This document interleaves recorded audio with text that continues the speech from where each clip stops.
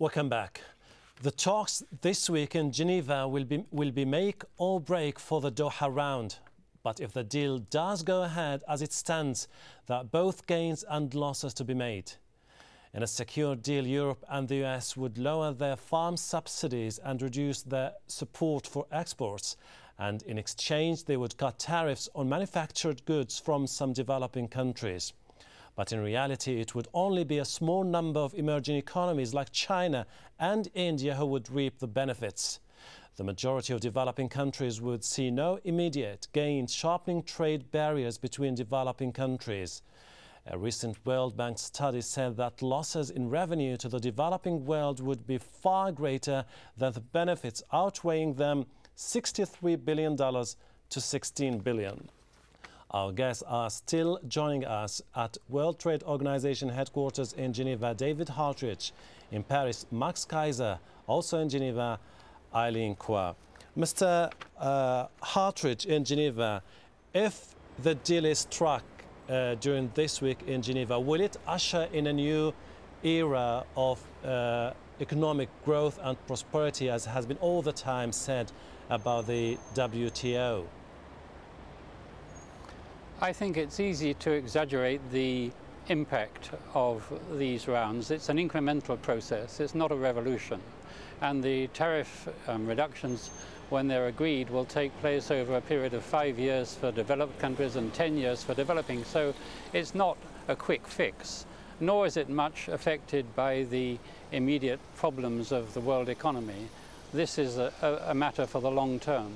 So one shouldn't exaggerate the drama. All right. So, Mr. Max Kaiser, if the issue is exactly as what Mr.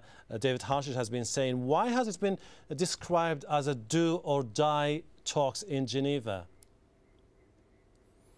Look, I think the developing countries should realize that the U.S. is attempting a shock and awe in terms of increasing the global money supply with lots of dollars, which is forcing the price of food and fuel higher, which is putting these developing countries on the defensive. It's quite obnoxious for the U.S. to allow the dollar to crumble as it is. Since World War II, commodities like food and fuel are priced in dollars.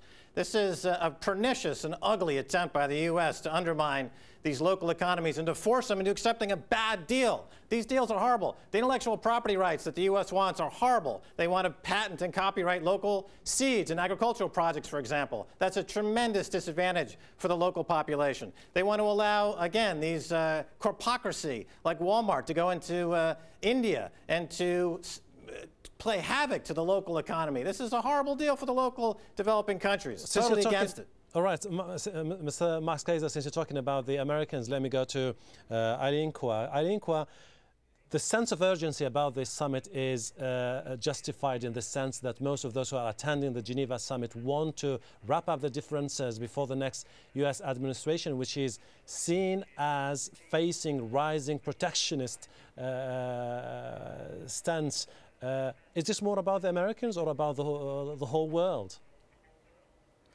I think it's more about the Americans and certain forces within the WTO wanting to push a deal before the new administration comes in.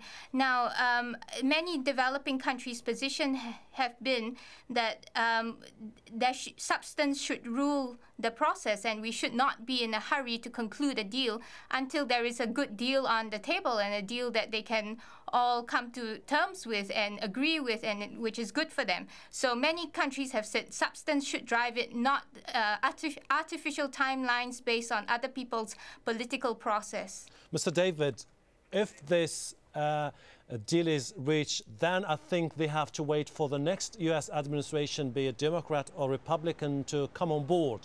If it fails, then they have to wait also for the next administration, which means that this deal could, in theory, be a matter of years, isn't it?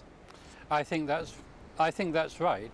There's a very great danger that if the deal is not done this week and finalized over the remainder of the year, it will never be done at all. I don't mean by that a final Doha round will be signed off and really finalized in this year. That's, in my view, impossible. But there has to be a good enough deal on the table to create a real chance that the new US administration and other governments will retain their interest in this round. The great danger is that failure over this week and the next few months will render this whole negotiation moribund. I think there's a real danger of that, and that's why people do see this as a make or break week. Mr. Max, aren't you concerned that people now would say it shouldn't be an issue of protectionism versus liberalization? We should find a way in between. All these points are meaningless because oil is going to $200 a barrel. Globalization, as we know it, is finished. You're not going to send kumquats and kiwis around the world as you have been for the last 10 or 20 years. It's becoming a local economy. These local countries have it to their advantage to divorce themselves from dollar-denominated assets, develop their local currencies, their local exchange rates, and to divorce themselves from the U.S. The U.S. is not helping them. The U.S. has nothing for them. It's less than 4% of the world's population. They're extremely belligerent, whether it's the new administration or this administration. They haven't played nice for the past 7 or 8 years. They should be taken out of the game. But these developing countries have all the wherewithal, all the savings. Mr. Marx, you come from a country which is adopting and all the commodities. All right, you come from a country which is now adopting a very aggressive stance when it comes to the World Trade Organization. They are saying, Nicolas Sarkozy is now saying that there's no room for maneuvering. We have given enough. We have exhausted all the means with the World Trade Organization. It's up to the emerging and poor countries to show more compromises. So it's no more about European stance versus the American one. It's now more the industrialized versus the poor countries. Sure, and the euro is up 60% against the dollar. They've got a strong currency and they have an export market, and the economy is nowhere near in the shambles that the U.S. economy is. Why is everyone treating the U.S. like a big baby? You know, if they don't want to behave in a responsible manner on trade, and they're constantly trying to colonialize the rest of these worlds, let's call it what it is. This is colonialization by another name. These countries don't want to be colonized by U.S. corporations. Of course they don't, and they should resist it every possible chance they can. Brazil is going to be an emerging powerhouse. They have a strong economy, strong agricultural products, strong currency, and you know, they're going to be, U.S. is going to be begging for Brazilian products soon enough. Let me say with my hypothetical questions, Eileen Kwa, if this fails, aren't you concerned that this could lead people to start thinking about bilateral deals instead of multilateral ones? I think both are not very good for developing countries and for particularly the poorest developing countries. Both are problematic, and we need to work on both strands. It's not one or the other, because what they are trying to do is to open up markets, and unfortunately the poorest countries have no capacity to export, and when you open up, you end up having a lot of imports coming into your own markets and destroying local production. And this has happened in agriculture, in industry, in services, and this is a big problem.